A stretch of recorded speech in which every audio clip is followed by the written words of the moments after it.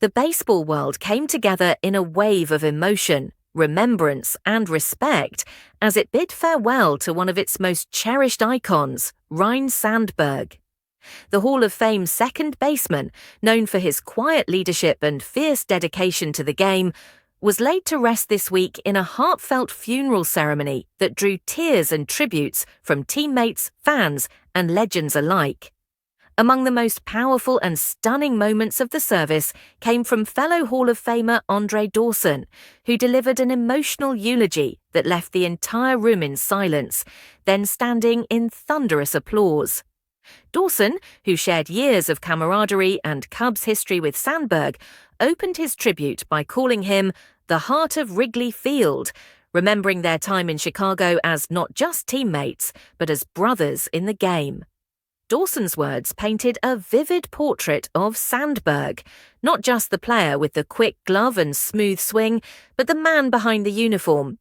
He spoke of Sandberg's humility, the way he'd always deflect praise and redirect it toward the team, the way he treated every bat boy, coach, and clubhouse attendant with the same level of respect he showed his fellow All-Stars. He recalled road trips, late-night conversations, and the grind of a 162-game season made easier by Sandberg's steady presence. Dawson's voice cracked as he recounted how Sandberg helped him through some of the toughest moments of his own life, including injuries and the emotional toll of aging in a young man's game. "He was the type of teammate that made you feel like you were never alone," Dawson said, pausing, visibly overcome. The tribute struck a deep chord with those present, especially as Dawson closed with a statement that had many in the crowd wiping away tears. "We didn't just lose a great player, we lost a great man. But heaven's infield just got a little stronger." The church erupted in applause as Andre stepped down from the podium, embracing Sandberg's widow and children in a moment that felt like a passing of both grief and grace. Many of Sandberg's former teammates, including Greg Maddux, Mark Grace, and Kerry Wood, were in attendance, visibly emotional throughout the ceremony. Former Cubs manager Joe Maddon described Sandberg as the embodiment of quiet excellence, praising his unmatched work ethic and dignified presence on and off the field. Fans gathered outside the service, holding up old scorecards, autographs, and Cubs memorabilia, tokens of a legacy that went far beyond stats. One longtime fan said, "Rhino didn't just play for the Cubs, he played for us."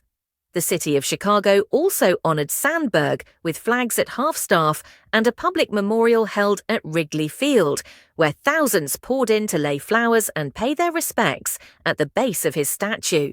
The iconic number 23 jersey hung behind home plate, flanked by wreaths, as clips of his most unforgettable moments played on the big screen, from his legendary Sandberg game in 1984 to his Hall of Fame induction speech that still inspires young ball players today.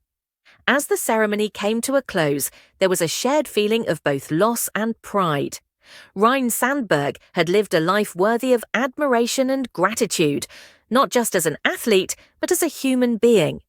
Andre Dawson's tribute was more than a speech. It was a moment frozen in time, a bridge between two legends, and a final send-off that truly honored the legacy of a man who will forever remain a cornerstone of Cubs history. Though Ryne Sandberg is no longer with us, the echoes of his hustle, his heart, and his heroism will live on in the stories, the memories, and the very soul of the game he loved.